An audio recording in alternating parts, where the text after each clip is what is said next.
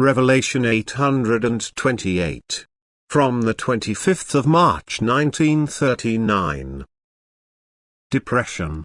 Suffering is the Father's love. An indescribable longing will awake in you, if you strive for perfection and think of the delights of heaven. And this desire will help to throw off the soul's fetters, because the desire for the world and earthly pleasures will decrease in the same measure. The sense for the earthly will dwindle, and only that which means happiness for the soul will be desired. And when you are in this state, all depression will also disappear, for everything worldly will no longer touch you. The soul will become free and leave the body unnoticed, and then nothing will be able to weigh it down, which in a less perfect state causes it pain. And so take this consolation and work only undauntedly on yourself, so you will also overcome such hours, where the pressure of the earth still weighs too much on you. The Father in heaven knows about the needs of his children, and yet they cannot stay away completely. They should spur on what is tired and purify what is not yet clean.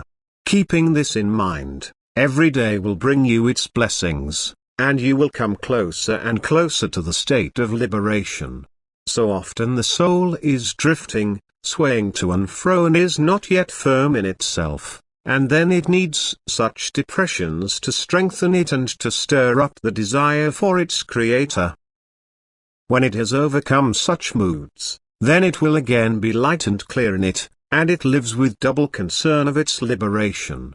It sometimes remains incomprehensible to people how God's fatherly love often expresses itself in a way that touches people painfully. They find no explanation for it because they are not able to judge what unspeakable misery their lot would be if only always beautiful and joyful things awaited them on earth, and that this misery would be far more painful than the suffering of earth.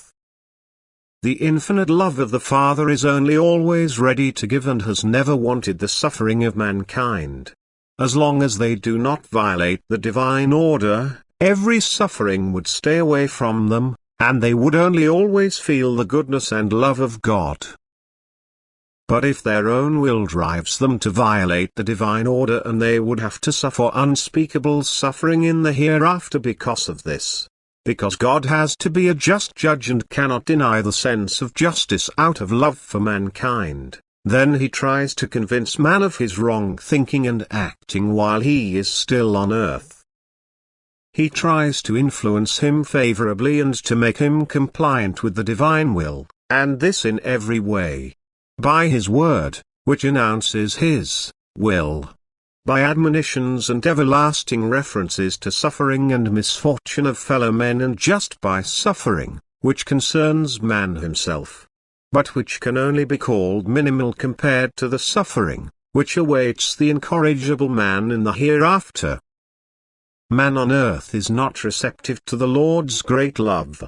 The love of the world has taken hold of him in such a way that he, blinded by its splendor and shine, does not recognize the warm mild light of divine love. Because the adversary fights with violent means, he seeks to awaken in man the love of splendor and pomp, and if the human heart succumbs to this love, it no longer feels the breath of divine love. And if the Father in heaven still wants to bring himself to man's memory, then he can only do it through suffering. Because in suffering he is most likely to find his way back to him, and suffering can then become an unexpected blessing, where otherwise the love of the divine Saviour on earth is not respected. Amen.